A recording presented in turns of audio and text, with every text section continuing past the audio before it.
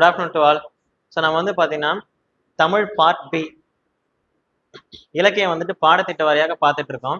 So அதில் வந்துட்டு பார்த்தீங்கன்னா நமக்கு சமய முன்னோடிகள் அப்படின்ற ஒரு டாபிக் எடுத்திருக்கோம். ஓகேங்களா? ஸோ அந்த சமய முன்னோடிகள் இருக்கிறதுல ஒரு பெரிய டாபிக், கிட்டத்தட்ட ஒரு 3 இது கவர் ஆகுற மாதிரி இருக்கும். ஸோ அதில் வந்துட்டு பார்த்தீங்கன்னா நம்ம சைவம் முடிச்சாச்சு. ஓகேங்களா? சைவம், வைணவம். ஸோ சைவத்தில் வந்துட்டு பார்த்தீங்கன்னா உங்களுக்கு 12 திருமுறைகள், அதுக்கப்புறம் திருவிளையாடல் புராணம் பார்த்துட்டோம். வைணவத்துல 4000 திவ்ய பிரபந்தம் பார்த்தாச்சு. ஓகேங்களா? இப்ப அடுத்ததா இருக்கக்கூடிய சமயமான இஸ்லாம் சமயம் பார்க்க போறோம். இஸ்லாமுக்கு ஒரே ஒரு நூல் தான், சீரா புராணம். ஓகேவா? ஓகே, இப்ப இஸ்லாம் சமயமான சீரா புராணம் பார்க்க போறோம். ஓகேங்களா? இஸ்லாம் சமயத்துக்கு நமக்கு ஸ்கூல் புக்கத்துல பள்ளி பாட புத்தகத்துல இருக்கிறது பாத்தீங்கன்னா நமக்கு சீரா புராணம் மட்டும்தான். ஸோ ரொம்ப இம்பார்ட்டன்ட் அந்த ஒரு சீரா புராணம். ஓகேங்களா? சீரா புராணம் யாரு எழுதினாரு அப்படின்னு கேட்பாங்க. உமரு புலவர். ஓகேங்களா? பட் உமரு புலவர் மட்டும் சீரா புராணத்தை எழுதல, உமரு புலவர் எழுதிட்டே இருக்கும்போது இறந்துடுறாரு. ஸோ அதுக்கப்புறம் பாத்தீங்கன்னா இன்னொரு பர்சன் வந்துட்டு சீரா புராணம் எழுதுறதுக்கு உதவி பண்றாரு. அவர் அபுல் காசிம் மரைக்காயர். ஓகேங்களா? ஸோ அவர் எழுதுனது பாத்தீங்கன்னா சின்ன சீரா அப்படின்னு சொல்லுவாங்க. நான் நல்லா ஞாபகம் வச்சுக்கோங்க, சீரா புராணம்ன்றது நூல் வந்து 2 நூல் வரும். இதுக்கு ஆதரித்த வள்ளல்கள் 2 பேர் வருவாங்க. ஓகேங்களா? நூல் எத்தனை வரும்? 2. சீரா புராணம், சின்ன சீரா. ஆதரித்த வள்ளல்கள் 2 பேர் வருவாங்க. அது நான் 1 பை 1 சொல்லும் போது உங்களுக்கே புரியும். ஸோ இதுல பாத்தீங்கன்னா ஃபுல் அண்ட் ஃபுல் நபிகள் நாயகத்துடைய வரலாறை பத்தி சொல்லியிருப்பாங்க. நபிகள் நாயகம் எப்படி பிறந்தாரு, அவருக்கு எப்படி வந்துட்டு பாத்தீங்கன்னா அதிசயம் கிடைச்சது, ஸோ அந்த அதிசயத்தின் மூலியமா அவர் பண்ண நன்மைகள் என்னென்ன. ஓகேங்களா? ஸோ ஏற்கனவே நம்ம வந்து பார்த்திருக்கோம் இஸ்லாம். ஸோ இஸ்லாமுக்கு முன்னாடி வந்து நம்ம சைவம் வைணவம் பார்த்தோம். இந்த சைவ வைணவத்துல பாத்தீங்கன்னா கடவுள்கள் முதல்ல இருந்தே இருப்பாங்க. ஓகேங்களா? ஸோ முதல்ல இருந்தே கடவுள் இருப்பாங்க. இப்போ இதுக்கப்புறம் பார்க்கக்கூடிய இஸ்லாமா இருந்தாலும் சரி, கிறிஸ்துவமா இருந்தாலும் சரி, இங்க மனிதனாக பிறந்து அவங்க எப்படி கடவுளா மாறினாங்க. ஸோ இஸ்லாம்ல நபிகள் நாயகம் மனிதனா பிறப்பாரு, கல்யாணம் பண்ணிப்பாரு, எல்லாம் இது பண்ணுவார். ஓகேங்களா? அதுக்கப்புறம் அவர் கடவுளா மாறுவாரு. அதே மாதிரி பாத்தீங்கன்னா நமக்கு கிறிஸ்துவத்துல வந்துட்டு இயேசு மனிதனாக பிறந்து கடவுளா மாறுவாரு. இவங்க எல்லாம் எப்படி மாறினாங்க, இவங்களுக்கு என்னென்னலாம் சக்தி கிடைச்சது அப்படின்றதான் நம்ம அடுத்து பார்க்க போறோம். ஓகேங்களா? அதுல இஸ்லாம் ரொம்ப இம்பார்ட்டன்ட். சீரா புராணம் அப்படின்ற ஒரே ஒரு நூல். இந்த சீரா புராணத்தை எழுதுனது யாருன்னா நமக்கு உமரப்புலவர். உமரப்புலவர் வந்துட்டு பாத்தீங்கன்னா ஒரு ஏழை வறியவர். அவரால் அந்த நூல் எழுதுற அளவுக்கு அவருக்கு பண வசதி கிடையாது. அவருக்கு ஒருத்தவர் ஸ்பான்சர் பண்ணியிருக்காரு. ஓகேங்களா? வள்ளல். அந்த வள்ளல் யாருன்னா எல்லாத்துக்குமே தெரிஞ்சது, உமரப்புலவர் தன்னை ஆதரித்த வள்ளலை 100 பாடலுக்கு ஒரு பாடல் விதம் சிறப்பித்தார் சொல்லுவாங்க, சீதக்காதி. ஓகேங்களா? வள்ளல் சீதக்காதி. ஸோ இப்போ வந்து வள்ளல் எழுதிட்டு இருக்காரு. ஸோ சீதக்காதி கொடுத்த காசை வச்சு அவர் எழுதிக்கிட்டே இருக்காரு. இந்த டைம்ல சீதக்காதி இறந்துடுறாரு. ஸோ இப்போ என்ன பண்ண முடியும், அவரால் எழுத முடியுமா? ஏன்னா அவர்கிட்ட காசுலாம் கிடையாது. இன்னொரு வள்ளலை தேடுறாரு. அந்த வள்ளல் தான் யாருன்னு பாத்தீங்கன்னா அபுல் காசிம் மரைக்காயர். ஓகேங்களா? ஸோ அவருக்கு கொடுத்த காசை வச்சு அவர் எழுதிட்டு இருக்கும் போது இப்ப யார் இறந்துடுறா, எழுதிட்டு இருந்த உமர புலவர் இறந்துடுறாரு. இப்ப அடுத்து இன்னொரு புலவர் வராரு, அவர் தான் பனு அகமது மரைக்காயர். ஸோ சீரா புராணம் யார கடைசியா முடிச்சதுன்னு பாத்தீங்கன்னா பனு அகமது மரைக்காயர். ஓகேங்களா? புரியுதுங்களா? ஸோ உமர புலவர் பாடினார் பாத்தீங்களா, அந்த போர்ஷன் வரைக்கும் சீரா புராணம். பனு அகமது மரைக்காயர் பாடி இருப்பாங்கல்ல, அது சின்ன சீரா. ஓகேங்களா? புரியுதுங்களா? ஸோ அதை பாடின வரைக்கும் சீரா புராணம் சொல்லிட்டாங்க. ஸோ அதுக்கப்புறம் வந்த 2வது புலவர் பாடம் தான் சின்ன சீரா. சின்ன சீரா. ஸோ சீரா புராணத்தை பாடந்த உமர புலவர், சின்ன சீராவை பாடந்து பனு அகமது மரைக்காயர். ஓகேங்களா? ஸோ இதுல நபிகள் நாயகத்துடைய முழு வரலாறை பத்தியும் சொல்லியிருப்பாங்க. ஸோ 1 பை 1 பார்க்கலாம். ஓகேங்களா? ஸோ சீரா புராண டாபிக் போட்டுக்கோங்க. இதை பிரிச்சு எழுதும் போதே நமக்கு அதுல மீனிங் தெரிஞ்சிடும். ஓகேங்களா? சீரா அப்படின்னா வாழ்க்கை. ஸோ ஒரு டைம் கொஸ்டின் கேட்டிருந்தாங்க, இந்த சீரான்றது நம்மள தமிழ் மீனிங் கிடையாது. இது எங்க இருக்குன்னா அரபு சொல்ல சீரத் அப்படின்ற வார்த்தை தான் நமக்கு தமிழ்ல நம்ம என்ன எழுதுனா சீரா. சீரானா வாழ்க்கை. ஓகேங்களா? ஸோ இது எங்க இருந்து வந்திருக்குன்னா சீரத் அப்படின்ற அரபு சொல்லுடைய வடிவம் தான் சீரா. ஓகேங்களா? சீரானா வாழ்க்கை, புராணம்னா ஏற்கனவே நமக்கு தெரியும், 2 டைம் நம்ம பார்த்துருக்கோம். புராணம் வரலாறு. ஓகே, புரியுதுங்களா? சீரா வாழ்க்கை, புராணம்னா வரலாறு. இந்த சீரான்றது சீரத் அப்படின்ற அரபு சொல்லல இருந்து வந்திருக்கு. ஸோ யாருடைய வாழ்க்கை வரலாறை பத்தி சொல்லுது சீரா புராணம்? நபிகள் நாயகத்தின் வாழ்க்கை வரலாறை பற்றி கூறும் நூல். சீரா புராணம். சீரானா வாழ்க்கை, புராணம்னா வரலாறு. இந்த சீரான்ற நேம் எங்க இருந்து வந்திருக்குன்னா சீரத் அப்படின்ற அரபு சொல்லுடைய வடிவம். ஓகேங்களா? ஸோ சீரா புராணம் யாருடைய வாழ்க்கை வரலாறை பத்தி சொல்லுதுன்னா நபிகள் நாயகத்துடைய வாழ்க்கை வரலாறை பத்தி சொல்லக்கூடிய நூல். ஸோ சீரா புராணம். சீரான்றது பாத்தீங்கன்னா வாழ்க்கை, புராணம்னா வரலாறு. நபிகள் நாயகத்துடைய வாழ்க்கை வரலாறை பத்தி சொல்லக்கூடிய நூல் சீரா புராணம். ஓகேங்களா? ஸோ இது வந்துட்டு பாத்தீங்கன்னா ஆசிரியர் யாருன்னா உமர் புலவர். ஸோ ரொம்ப இம்பார்ட்டன்ட் பர்சன் உமர் புலவர். ஓகேங்களா. ஸோ இவர் வந்துட்டு பாத்தீங்கன்னா ஒரு ஏழை. இவரால் வந்துட்டு பாத்தீங்கன்னா இந்த நூலை எழுதுற அளவுக்கு இவருக்கு வந்துட்டு பாத்தீங்கன்னா பண வசதி கிடையாது. அப்ப இவருக்கு ஒருத்தவர் வள்ளலா இருந்து உதவி பண்ணியிருக்காரு. ரொம்ப இம்பார்ட்டன்ட் பர்சன். ஸோ சீரா புராணம் எழுதுவதற்கு உதவி செய்த வள்ளல் யாருன்னு கேட்பாங்க. வள்ளல் சீதக்காதி. ஸோ அவருக்கு இப்போ சீதக்காதின்ற பேர் வந்து இப்போ அடிக்கடி கேட்கறது இல்ல. சீதக்காதியோடைய இன்னொரு நேம் தான் கேட்பாங்க. ஓகேங்களா. ஸோ எழுதிக்கோங்க.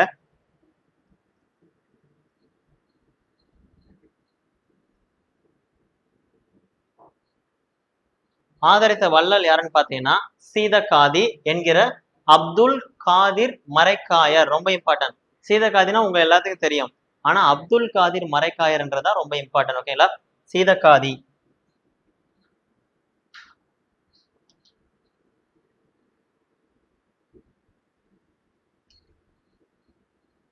ஸோ ரொம்ப இம்பார்ட்டன்ட் பர்சன். ஸோ சீராபுராணம் எழுதுறதுக்கு முக்கியமான காரணமே யாருன்னு பாத்தீங்கன்னா சீதக்காதி. ஸோ சீதக்காதியோடைய இன்னொரு நேம் வந்துட்டு அப்துல் காதிர் மரைக்காயர். இந்த மரைக்காயர் அப்படின்ற நேம் ஒரு 3 இடத்துல பார்க்க போறீங்க சார். ஸோ அதனால ரொம்ப இம்பார்ட்டன்ட். கன்ஃபியூஸ் ஆகிக்காம பாத்துக்கோங்க. ஓகேங்களா. ஸோ சீராபுராணம் எழுதுறதுக்கு முதல்ல ஆதரவு தந்த ஃபர்ஸ்ட் வள்ளல் சீதக்காதி. ஓகேங்களா. இப்போ நூல் முற்றும் முன்னரே சீதக்காதி இறந்து விடுகிறார். ரொம்ப இம்பார்ட்டன்ட். நூல் முழுமையாகிறதுக்கு முன்னாடி யார் இறந்து போறா? சீதக்காதி. இப்போ வள்ளல் இறந்து போயிட்டாரு. வள்ளல் இறந்ததுக்கு அப்புறம் இவருக்கு ஹெல்ப் பண்றதுக்கு இன்னொரு வள்ளல் வராரு. அவர் தான் ரொம்ப இம்பார்ட்டன்ட். ஓகேங்களா. எழுதிக்கோங்க சார். நூல் முற்றுறதுக்கு முன்னாடி யார் இறந்துட்டாங்க? சீதக்காதி. ஓகேங்களா. ஸோ இப்போ வரைக்கும் ரிவிஷன் பண்ணிடலாம் பாருங்க. சீரா புராணம் இந்த ஒரு நூல் தானாலாம் வரல. எழுதுனது யாருன்னா உமரப்புலவர். உமரப்புலவருக்கு ஹெல்ப் பண்ணது யாருன்னா வள்ளல் சீதக்காதி. ஓகேங்களா. சீதக்காதியோட இன்னொரு நேம் என்னது? அப்துல் காதிர் மரைக்காயர். ஓகேங்களா. ஸோ அப்துல் காதிர் மரைக்காயர். பட் நூல் முழுமையாகிறதுக்கு முன்னாடியே அப்துல் காதிர் மரைக்காயர் இறந்துடுறாரு. ஸோ இறந்ததுக்கு அப்புறம் இப்போ நூல் வந்துட்டு இன்னொரு பர்சன் மூலியமா தான் முற்று பெறுது. ஸோ இன்னொரு வள்ளல் வராரு, செகண்ட் வள்ளல்.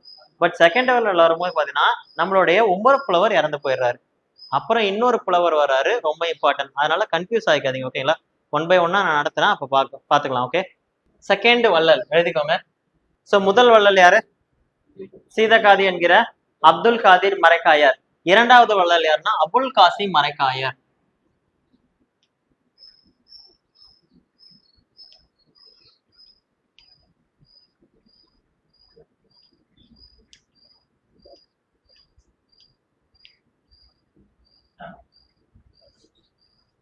சோ இரண்டாவது வள்ளல். ஓகேங்களா. ஏன் பாத்தீங்கன்னா முதல் வள்ளல் இறந்துடுறாரு. சோ இப்ப இரண்டாவதா இன்னொரு வள்ளல் வர்றாரு. அவர் தான் யாருன்னு பாத்தீங்கன்னா அபுல் காசிம் மரைக்காயர். ஓகேங்களா. அடுத்த பாயிண்ட் எழுதிக்கோங்க. நூல் முற்றும் முன்னரே யார் இறந்து போறா? உமர புலவர் இறந்து போயிடுறாரு. ஓகேங்களா. சோ உமர புலவர் இறந்ததுக்கு அப்புறம் இன்னொருத்தர் வந்து பாடி முடிக்கிறாரு சீரா புராணத்தை. அவர் பாடின பார்ட் மட்டும் சின்ன சீரா. எழுதிக்கோங்க. சோ அது எப்படி எழுதுறீங்கன்னா சென்டென்ஸ் நான் சொல்ற மாதிரி எழுதிக்கோங்க. சீரா புராணத்தில் நபிகள் நாயகத்தின் வாழ்வு முழுமை பெறவில்லை. ஓகேங்களா. அதை முழுமையா முடிச்சது யாருன்னு பாத்தீங்கன்னா நமக்கு தேர்டா வரக்கூடிய பனு அகமது மரைக்காயர். எழுதிக்கோங்க. சீரா புராணத்தில்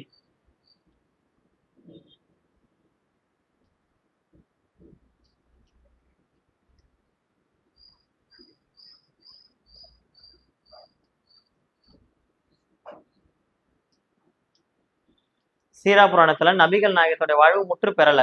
ஆக்சுவலா என்ன நினைச்சேன், உமர் புலவருக்கு தெரிஞ்ச அளவுக்கு எழுதிட்டாரு.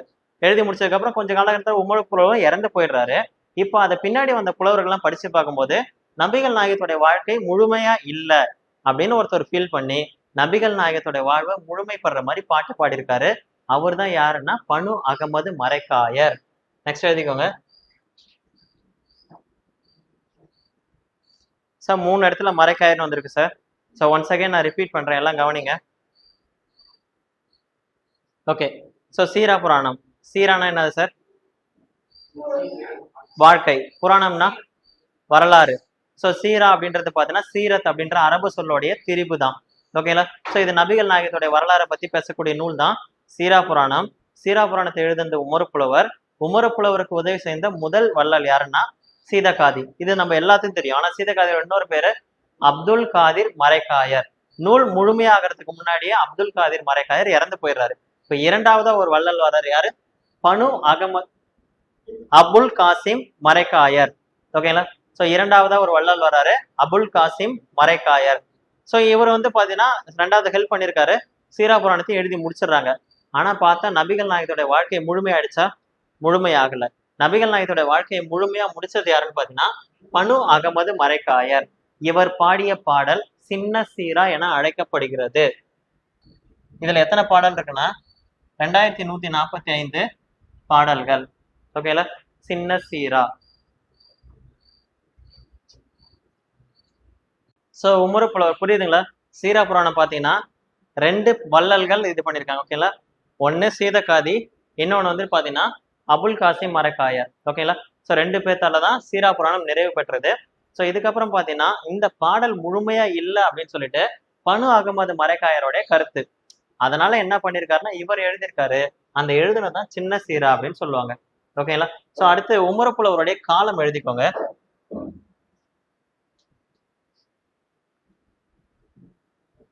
ஓகேங்களா? உமரு புலவருடைய காலம் 17ஆம் நூற்றாண்டு, ரொம்ப இம்பார்ட்டன்ட். சோ அதை தாண்டி இன்னொன்னு, உமரு புலவருக்கு ஒரு டீச்சர் இருந்திருக்காரு. ஓகேங்களா? சோ உமரு புலவருடைய ஆசிரியர் ரொம்ப ரொம்ப ரொம்ப இம்பார்ட்டன்ட். சோ அவருடைய நேம் வந்துட்டு பாத்தீங்கன்னா நமக்கு கடிகை முத்து புலவர். இது நீங்க எல்லாம் கேள்விப்பட்டிருப்பீங்க. எட்டயபுரம் அரசவை கவிஞரா இருந்திருக்காரு கடிகை முத்து புலவர். அவருக்கு அப்புறம், அவருடைய வயசானதுக்கு அப்புறம் அந்த எட்டயபுரம் அரசவை கவிஞர் பதவி யாருக்கு வந்திருக்குன்னா உமரு புலவர் தன்னுடைய ஸ்டூடெண்ட்டுக்கு அந்த பதவி கொடுத்திருக்காரு. ரொம்ப இம்பார்ட்டன்ட். ஓகேங்களா? சோ உமரு புலவரின் ஆசிரியர் இவர் யாருன்னா எட்டயபுரம் அரசவை கவிஞர். அந்த பணி தான் யாருக்கு வந்திருக்குன்னா உமரு புலவருக்கு வந்திருக்கு. சோ உமரு புலவருடைய பணி அடுத்து 11 பாயிண்டா எழுதிக்கோங்க. உமரு புலவரின் ஆசிரியர், உமரு புலவரின் பணி. சோ அவருடைய பணி என்னன்னு பாத்தீங்கன்னா எட்டயபுர அரசவை கவிஞர். சோ ரொம்ப இம்பார்ட்டன்ட். உமரு புலவருடைய காலம் 17ஆம் நூற்றாண்டு. அவருடைய ஆசிரியர் பாத்தீங்கன்னா கடிகை முத்து புலவர். சோ அவர் எட்டயபுர அரசவை கவிஞரா இருந்திருக்காரு. அவர் டெத் ஆனதுக்கு அப்புறம், அவருக்கு ப்ரொமோஷன், ஐ மீன் அவர் ரிட்டையர் ஆனதுக்கு அப்புறம் பாத்தீங்கன்னா யார் வந்திருக்காங்கன்னா அந்த பணிக்கு, சோ எட்டயபுர அரசவை கவிஞர் பணிக்கு உமரு புலவர் செலக்ட் ஆயிருக்காரு. ஓகேங்களா? சோ அதுக்கப்புறம் தான் அவர் வந்துட்டு பாத்தீங்கன்னா ஆஃப்டர் தட் சீரா புராணம் எழுத ஆரம்பிச்சிருக்காரு. சோ இவருடைய நூல்கள் பாத்தீங்கன்னா இன்னும் ஒரு நூல் இருக்கு சீரா புராணத்தை தாண்டி. ஓகேங்களா? இன்னும் 2 நூல் இருக்கு. சீதக்காதி நொண்டி நாடகம். இவர் சீதக்காதியை பத்தி பாட்டு எழுதியிருக்காரு. ஓகேங்களா? சீதக்காதி நொண்டி நாடகம். சோ சீரா புராணம் இஸ்லாமுடைய ஒரு புனித நூல் அப்படின்னு சொல்லுவாங்க. சீரா புராணம் அப்படின்னு பாத்தீங்கன்னா சீரா அப்படின்றது வாழ்க்கை, புராணம்னா வரலாறு.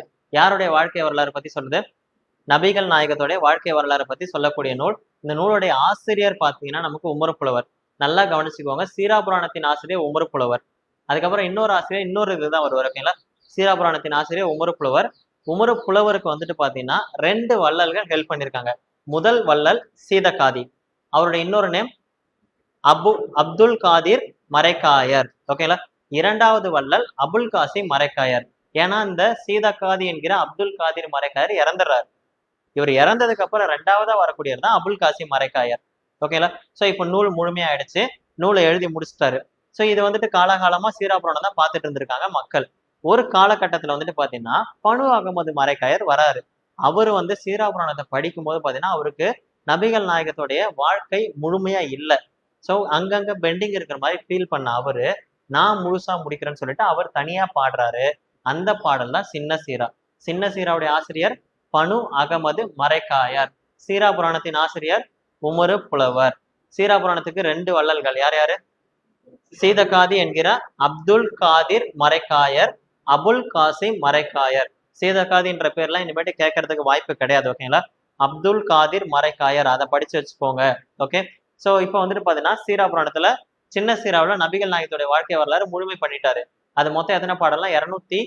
2145 பாடல்கள். ஓகேங்களா? சோ அதுக்கப்புறம் உமரு புலவரை பத்தி நம்ம பார்க்க போறோம். உமரு புலவருடைய காலம் பாத்தீங்கன்னா 17ஆம் நூற்றாண்டு. உமரு புலவருக்கு ஒரு டீச்சர் இருக்காரு. அந்த டீச்சர் யாருன்னா கடிகை முத்து புலவர். அவர் என்னவா வேலை செஞ்சாருன்னா எட்டயபுரம் அரசவை கவிஞரா இருந்திருக்காரு. அவருக்கு வயசானதுக்கு அப்புறம் அவர் ரிட்டையர் ஆகும் போது தன்னுடைய ஸ்டூடெண்ட்டுக்கு அந்த போஸ்டிங்கை வாங்கி கொடுத்துட்டு போயிருக்காரு. சோ தன்னுடைய மாணவனான உமரு புலவருக்கு எட்டயபுரம் அரசவை கவிஞர் பதவியை வாங்கி கொடுத்துட்டு போயிருக்காரு. ஓகே, புரிஞ்சுதுங்களா? சோ அடுத்து அவருடைய நூல்கள் பார்க்கலாம். இப்போ உமரு புலவருடைய நூல்கள் பார்க்க போறோம். நமக்கு சீரா புராணன்றது ஒண்ணு தெரியும். இதை தாண்டி அவர் இன்னும் 2 நூல் பாடியிருக்காரு. ரொம்ப ரொம்ப ரொம்ப இம்பார்ட்டன்ட். சீதக்காதி நொண்டி நாடகம். இவர் ஆதரித்த வள்ளல் இருக்காரு பாத்தீங்களா, சீதக்காதி. அவரை வச்சு ஒரு பாடல் பாடியிருக்காரு. சோ நூல்கள் எழுதிக்கோங்க. சோ உமரு புலவருடைய நூல்கள்: 1 சீதக்காதி நொண்டி நாடகம், இன்னொன்னு முதுமொழி மாலை. ஸோ ரொம்ப இம்பார்ட்டன்ட். முகுந்த மாலை அப்படின்னு சொல்லிட்டு நமக்கு குலசேகர பெருமாள் பாடியிருப்பாரு. இதை வைணவர்கள் நடத்தும் போது சொல்லியிருப்பாங்க. முகுந்த மாலை பெருமாள் திருமொழி, முகுந்த மாலை பெருமாள் திருமொழி தமிழ்ல, முகுந்த மாலை வடமொழியில. ஓகேங்களா? ஸோ அதே மாதிரி இவர் பாடுறது பாத்தீங்கன்னா முதுமொழி மாலை. ஸோ ரெண்டுமே இம்பார்ட்டன்ட். ரெண்டாவது பாடல் முதுமொழி மாலை.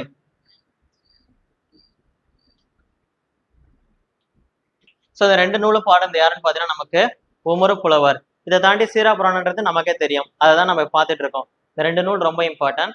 ஸோ இதுக்கப்புறம் பாத்தீங்கன்னா இவர் ஆதரித்த முதல் வள்ளல் யாரு? உமறு புலவரை ஆதரித்த முதல் வள்ளல் சீதக்காதி என்கிற அப்துல் காதிர் மரைக்காயர். ஸோ இவர் வந்து நன்றி விசுவாசம் உள்ளவர்.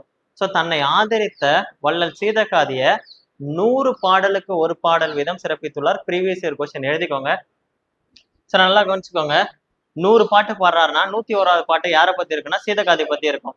ஸோ அந்த அளவுக்கு நன்றி விசுவாசம் கொண்டிருக்காரு. 100 பாடலுக்கு ஒரு பாடல் வீதம். ஓகேங்களா? வள்ளல் சீதக்காதி தன்னை ஆதரித்த உமறு புலவர் தன்னை ஆதரித்த வள்ளல் சீதக்காதிய 100 பாடலுக்கு ஒரு பாடல் வீதம் சிறப்பிச்சிருக்காரு.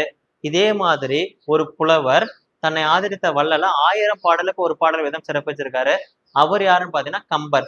கம்பர் தன்னை ஆதரித்த சடையப்ப வள்ளலை 1000 பாடலுக்கு ஒரு பாடல் வீதம் சிறப்பிச்சிருக்காரு. அதையும் இங்கே எழுதி பாக்ஸ் போட்டுக்கோங்க. கம்பேர் பண்ணி படிக்க ஈஸியா இருக்கும். 100 பாடலுக்கு ஒரு பாடல் வீதம் உமறு புலவர், 1000 பாடலுக்கு ஒரு பாடல் வீதம் பாத்தீங்கன்னா கம்பர். ஓகேங்களா? நெக்ஸ்ட் எழுதிக்கோங்க இதுல பாக்ஸ் போட்டு. ஓகேங்களா? இதை எழுதி பாக்ஸ் போட்டுக்கோங்க. 100 பாடலுக்கு ஒரு பாடல் வீதம் யாருன்னு பாத்தீங்கன்னா சடையப்ப வள்ளல். 100 பாடலுக்கு ஒரு பாடல் வீதம் பாத்தீங்கன்னா நமக்கு உமறு புலவர் தன்னை ஆதரித்த சீதக்காதிய. 1000 பாடலுக்கு ஒரு பாடல் வீதம்னா கம்பர் தன்னை ஆதரித்த சடையப்ப வள்ளலை புகழ்ந்திருக்காங்க. இப்ப நான் சொல்ல போற அடுத்த பாயிண்ட் ரொம்ப ரொம்ப ரொம்ப இம்பார்ட்டன்ட். இஸ்லாமிய கம்பர் என புகழப்படுபவர் யாருன்னு பாத்தீங்கன்னா நமக்கு உமறு புலவர். ப்ரீவியஸ் இயர் கொஸ்டின் எழுதிக்கோங்க. இஸ்லாமிய கம்பர். ஸோ உமறு புலவர் என்னன்னு புகழ்றாங்கன்னா இஸ்லாமிய கம்பர். ஓகேங்களா? ஸோ அடுத்து கிறிஸ்துவ கம்பர் அடுத்து நம்ம பார்க்க போறோம். ஓகேங்களா? இஸ்லாமிய கம்பர் என புகழப்படுபவர் உமறு புலவர். ரொம்ப இம்பார்ட்டன்ட். ஓகே சார், இது வரைக்கும் பார்த்துட்டீங்களா? உமறு புலவர் எழுதிய நூல்கள் சீதக்காதி நொண்டி நாடகம், முதுமொழி மாலை. முகுந்த மாலை யாருதுன்னு பாத்தீங்கன்னா பெருமாள் திருமொழி, அதை நீங்க பாத்துக்கோங்க. முதுமொழி மாலை யாருதுன்னு பாத்தீங்கன்னா நமக்கு உமறு புலவருடையது. ஸோ உமறு புலவர் வந்து தன்னை ஆதரித்த வள்ளல் சீதக்காதி. சீதக்காதிய 100 பாடலுக்கு ஒரு பாடல் வீதம். ரொம்ப இம்பார்ட்டன்ட். 100 சாங்க்கு ஒரு சாங். ஸோ இதுவே பாத்தீங்கன்னா 1000 பாடலுக்கு ஒரு பாடல்கள்னா கம்பர் தன்னை ஆதரித்த சடையப்ப வள்ளல். ஓகேங்களா? இஸ்லாமிய கம்பர் என புகழப்படுவர் யாருன்னா உமறு புலவர். ஸோ இப்போதான் நம்ம நூல் அமைப்புக்கு வரோம். ரொம்ப ரொம்ப ரொம்ப இம்பார்ட்டன்டான ஏரியா. ஸோ நூல் அமைப்பு டாபிக் போட்டுக்கோங்க.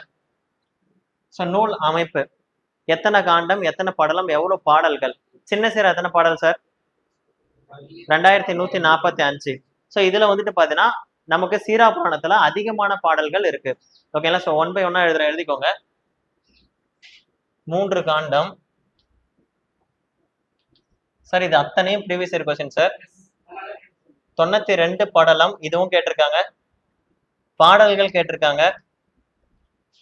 5027 பாடல்கள். ஸோ இது 3மே ரொம்ப இம்பார்ட்டன்ட். ஸோ நூல் அமைப்பு என்னன்னு பாத்தீங்கன்னா 3 காண்டம், 92 படலம், 5027 பாடல்கள். ஓகேங்களா? ஸோ இதுல 1 by 1 அந்த 3 காண்டத்தை நம்ம பார்த்துட்டுனா வேலை முடிஞ்சது. ஓகேங்களா? ஸோ அந்த 3 காண்டம் தான் ரொம்ப ரொம்ப ரொம்ப இம்பார்ட்டன்ட். ஸோ ஒன்ஸ் அகைன் சொல்லுங்க, நூல் அமைப்பு சீரா புராணத்தோடைய நூல் அமைப்பு எத்தனை காண்டம்? 3 காண்டம். எத்தனை படலம்? 92 படலம். பாடல்கள் 5027 பாடல்கள். சின்ன சீராவில் 2145 பாடல்கள். ஓகேங்களா? ஸோ அந்த 3 காண்டம் என்னன்றதை எழுதிக்கோங்க. விலாதத்து காண்டம்.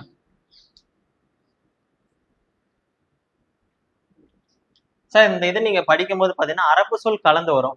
அந்த அரபு சொல்லுக்கு நிகரான தமிழ் சொல்ல நீங்க பார்க்கணும். ஓகேங்களா? ஒன்லி விலாதத்து காண்டம் மட்டும் பார்த்தாது. அதனுடைய தமிழ் சொல் ரொம்ப இம்பார்ட்டன்ட். அதனால காண்டம் அப்படின்னு பாத்தீங்கன்னா அந்த 3 வரும்போது அது கூடவே 3 தமிழ் சொல்லும் வரும். சோ விலாதத்து காண்டத்தோடைய தமிழ் என்ன பாத்தீங்கன்னா பிறப்பியர் காண்டம். புரியுதுங்களா? விலாதத்து காண்டம், அதனுடைய தமிழ் சொல் பிறப்பியர் காண்டம். ஓகேங்களா? நெக்ஸ்ட் நுபுவத்து காண்டம். ஸோ இந்த நுபுவத்து காண்டத்துக்கு என்ன நம்ம தமிழ் நேம் சொல்லணும்னா செம்பொருட் காண்டம். சார் ஆக்சுவலா 3 காண்டம் கேட்டா விலாதத்து, நுபுவத்து, ஹிஜ்ரத்து தான். அதனுடைய தமிழ் பெயர் தான். விலாதத்துக்கு தமிழ் பெயர் பிறப்பு, நுபுவத்துக்கு தமிழ் பெயர் செம்பொருள், ஹிஜ்ரத்துக்கு தமிழ் பெயர் செலவியர். ஓகேங்களா? ஸோ 3 காண்டம். இந்த 3 காண்டத்தை எக்ஸ்பிளைன் பண்ணா நமக்கு சீரா புராணம் ஓவர். ஸோ புரிஞ்சுங்களா? சீரா புராணத்தோட நூல் அமைப்பு 3 காண்டம், 92 படலம், 5027 பாடல்கள். அந்த 3 காண்டம் விலாதத்து காண்டம், நுபுவத்து காண்டம், ஹிஜ்ரத்து காண்டம். விலாதத்து காண்டத்துடைய தமிழ் பெயர் பிறப்பியர் காண்டம். நுபுவத்து காண்டத்துடைய தமிழ் பெயர் செம்பொருட் காண்டம். ஹிஜ்ரத்து காண்டத்துடைய தமிழ் பெயர் செலவியர் காண்டம். ஸோ இப்போ அடுத்தது பார்த்தீங்கன்னா இதுல 1 by 1 எக்ஸ்பிளைன் பண்ண போறோம். இதை பார்த்துட்டுனா சீரா புராணம் ஓவர். சார் 3 காண்டம் பார்த்தாச்சு, அதுல 1 by 1 அதை எக்ஸ்பிளைன் பண்ணிட்டு வேலை முடிஞ்சது. ஓகேங்களா? ஸோ ஃபர்ஸ்ட் காண்டம் நமக்கு விலாதத்து காண்டம். அதனுடைய தமிழ் பெயர் பிறப்பெயர் காண்டம். ஏன்னா விலாதத் அப்படின்ற தமிழ் சொல்லுக்கு பிறப்பு அப்படின்னு பேரு. விலாதத் அப்படின்னா என்ன அர்த்தம்னா பிறப்பு. ஸோ அதனாலதான் விலாதத்து காண்டத்துக்கு பிறப்பெயர் காண்டம் சொல்றாங்க. ஆப்வியஸ்லி இதுல என்ன இருக்கும்? நபிகள் நாயகத்தோட பிறப்பு, இளமை, திருமணம், இதை பத்தி சொல்லக்கூடியதான் விலாதத்து காண்டம். நெக்ஸ்ட் பாயிண்ட் எழுதிக்கோங்க. நபிகள் நாயகத்தின் ஸோ இதுல நீங்க என்னென்னலாம் படிக்க போறீங்கன்னா நபிகள் நாயகத்தோட பிறப்பு, இளமை, திருமணம், அதை பத்தி நீங்க இந்த விலாதத்து காண்டத்துல பாப்பீங்க. ஸோ நெக்ஸ்ட் 2வது காண்டம் என்னது? நுபுவத்து காண்டம். நுபுவத்து காண்டத்தோடைய தமிழ் நேம் செம்பொருட் காண்டம். ஸோ நுபுவத்து காண்டத்தோடைய தமிழ் நேம் வந்துட்டு செம்பொருட் காண்டம். ஸோ இதுல நுபுவத் அப்படின்ற தமிழ் சொல்லுக்கு ரொம்ப ரொம்ப ரொம்ப இம்பார்ட்டன்ட். ஸோ இங்க நம்ம விலாதத் அப்படின்னா பிறப்புன்னு பார்த்துட்டோம். நுபுவத்துனா செம்பொருள் கிடையாது, தீர்க்க தரிசனம் அப்படின்னு மீனிங். ஓகேங்களா? ஸோ எழுதிக்கோங்க. ஸோ அப்படின்னா என்ன அர்த்தம்? இவருக்கு கிடைக்காத ஒண்ணு ஏதோ கிடைச்சிருக்கு. ஓகேங்களா? அப்படிதானே அர்த்தம். ஸோ இதுல பிறப்பை பத்தி சொல்லிட்டாங்க. ஸோ இதுல வந்துட்டு பாத்தீங்கன்னா இங்க செம்பொருள்னாலும் ஒண்ணுதான், தீர்க்க தரிசனம்லாம் ஒண்ணுதான். இவருக்கு கிடைக்காத ஒண்ணு கிடைச்சிருக்கு அப்படின்னா என்னன்னு பாத்தீங்கன்னா, ஸோ இஸ்லாமுடைய புனித நூல் என்னது? திருக்குரான். ஓகேங்களா? ஸோ இஸ்லாமுடைய புனித நூல் திருக்குரான். அந்த திருக்குரானை எழுதுனதே இவர் தான். ஓகேங்களா? அந்த திருக்குரானை இவருக்கு சொன்னது பாத்தீங்கன்னா ஒரு கடவுள். அந்த கடவுள் மூலியமா இவருக்கு திருக்குரான் கிடைச்சது பாத்தீங்களா, அதுதான் தீர்க்க தரிசனம். அதை பத்தி சொல்லக்கூடியதுதான் பாத்தீங்கன்னா நமக்கு நுபுவத்து காண்டம். ஓகேங்களா? சோ இது ரொம்ப இம்பார்ட்டன்ட். நான் எழுதுற சென்டென்ஸ் அப்படியே எழுதிக்கோங்க. வானவர் தலைவர் ஜிப்ராயில் மூலம். ஸோ கொஞ்சம் சென்டென்ஸ் பெருசா தான் வரும், பட் இருந்தாலும் எழுதிக்கோங்க. ஸோ வானவர் தலைவர் அவர் தான் கடவுள்னு வச்சுக்கோங்களேன். அவர் மூலியமா நபிகள் நாயகத்துக்கு திருக்குரான் ஓதப்பட்டது. இதை பத்தி சொல்லக்கூடியதான் நமக்கு நுபுவத்து காண்டம். ஸோ நுபுவத்து காண்டம் ஓகேவா? புரிஞ்சுதுங்களா? ஓகே. ஸோ இப்போ அவருக்கு திருக்குரான் கிடைச்சிருச்சு. இந்த திருக்குரானை வந்துட்டு பாத்தீங்கன்னா எல்லாத்துக்கும் பரப்புறாரு. ஓகேங்களா? ஸோ இதன் மூலியமா இவர் நிறைய அற்புதங்கள் செய்யறாரு. இந்த அற்புதத்தை பரப்புறது எல்லாம் இந்த காண்டத்தை சொல்லியிருப்பாங்க. ஸோ இப்போ வந்துட்டு பாத்தீங்கன்னா ஒருத்தவர் வந்துட்டு நல்லா மேஜிக் பண்றாரு. நார்மலா ஒரு பர்சனா இருந்துட்டு அதுக்கப்புறம் அவருக்கு சக்தி கிடைச்சிருக்கு. அதன் மூலியமா அவர் ஃபேமஸ் ஆகிறாருன்னா அவருக்கு எதிரிகள் இருப்பாங்க, ஆதரவாளர்கள் இருப்பாங்க. ஓகேங்களா? 2 பேர் இருப்பாங்க. எதிரிகளும் இருப்பாங்க, ஆதரவாளர்களும் இருப்பாங்க. அப்படிதான் நபிகள் நாயகத்துக்கும் எதிரிகளும் இருந்திருக்காங்க, ஆதரவாளர்களும் இருந்திருக்காங்க. அதை பத்தி சொல்லக்கூடியதுதான் அடுத்த காண்டம். ஓகேங்களா? சோ அடுத்த காண்டம் என்னது? ஹிஜ்ரத்து காண்டம். சோ ஹிஜ்ரத் அப்படின்னா தமிழ் நேம் செலவியர் காண்டம். சோ ஹிஜ்ரத்து காண்டம், செலவியர் காண்டம் அப்படின்னு சொல்லிட்டு நம்ம தமிழ் சொல்லுவோம். தமிழ் இலக்கியத்துல ஒரு வார்த்தை இருக்குது. உங்களுக்கு இத பார்ட் எவ்வளவு கொஸ்டினா கேட்பாங்க.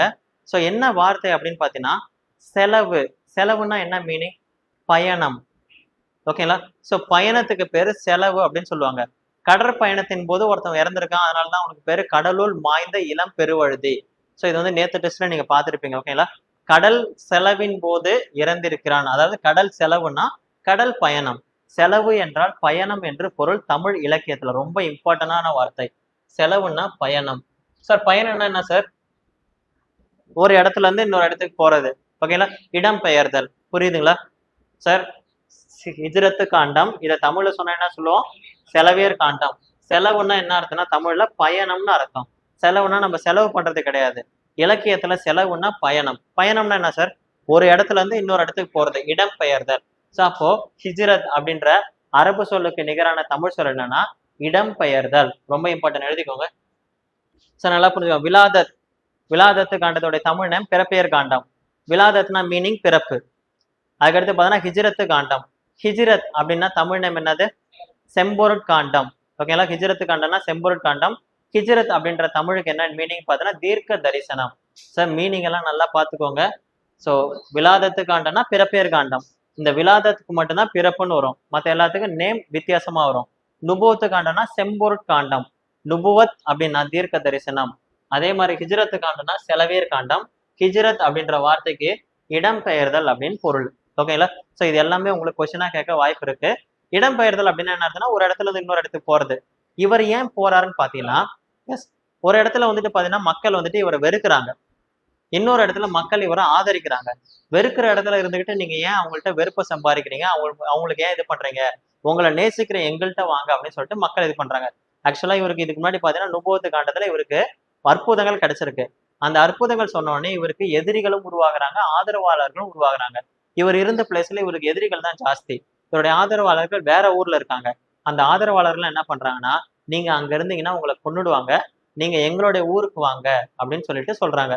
அப்படி யார் இவருக்கு எதிரிகள், யார் இவரை கூப்பிட்டது, இவர் எங்க இருந்து எங்க போனாரு, அதை பத்தி பாக்குறது தான் நமக்கு ஹிஜ்ரத்து காண்டம். ஓகேங்களா? சோ என்னன்னு ஒன் பை ஒன்னா எழுதிக்கோங்க. மக்கா அப்படின்ற ஒரு நாடு, அந்த நாட்டுல இருக்கக்கூடிய மக்களுக்கு பேரு குறைசி இன மக்கள். மக்கான்ற நாட்டுல இருக்க மக்கள் பேர் என்னது? குறைசிகள். ஓகேங்களா? சோ அந்த குறைசி இன மக்கள் நபிகள் நாயகத்திற்கு கொடுமைகள் பல செய்தனர். சார் அப்ப இவர் எங்க இருக்காரு? மக்காவுல இருக்காரு. மக்காவுல இருக்கக்கூடிய மக்களுடைய பேர் என்னன்னா குறைசிகள். அந்த குறைசிகள் நபிகள் நாயகத்திற்கு கொடுமைகள் பல செய்யறாங்க. புரிஞ்சுதுங்களா? சோ இப்போ இவரை நேசிக்கிற மக்கள் எங்க இருக்காங்கன்னா மதீனத்துல இருக்காங்க. மதீனத்தில் உள்ள மக்கள் நபிகள் நாயகத்தை மக்காவை விட்டுட்டு எங்க மதினாவுக்கு வாங்க அப்படின்னு சொல்றாங்க. இடம்பெயர்தல். அங்கதான் உங்களுக்கு கெட்டதானே பண்றாங்க, நீங்க அங்க இருந்து மதினாவுக்கு வாங்கன்னு சொல்லிட்டு மதின மக்கள் விரும்புறாங்க. சோ அதனால இவர் என்ன பண்றாருன்னா மக்காவை விட்டு மதினாவுக்கு போறாரு. அதை பத்தி எல்லாம் சொல்லக்கூடியதுதான் நம்ம ஹிஜ்ரத்துக்கான ஒரு இடத்துல இருந்து இன்னொரு இடத்துக்கு போறதாதான் இடம்பெயர்தல். ஓகேங்களா? மதினத்தில் உள்ள மக்கள் நபிகள் நாயகத்தை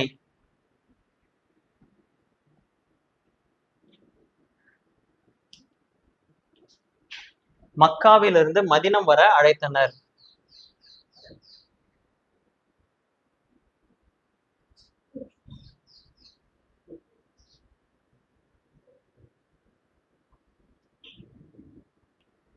சோ இப்ப இவர் என்ன பண்றாரு? மக்காவில இருந்து மதினத்துக்கு போறாரு.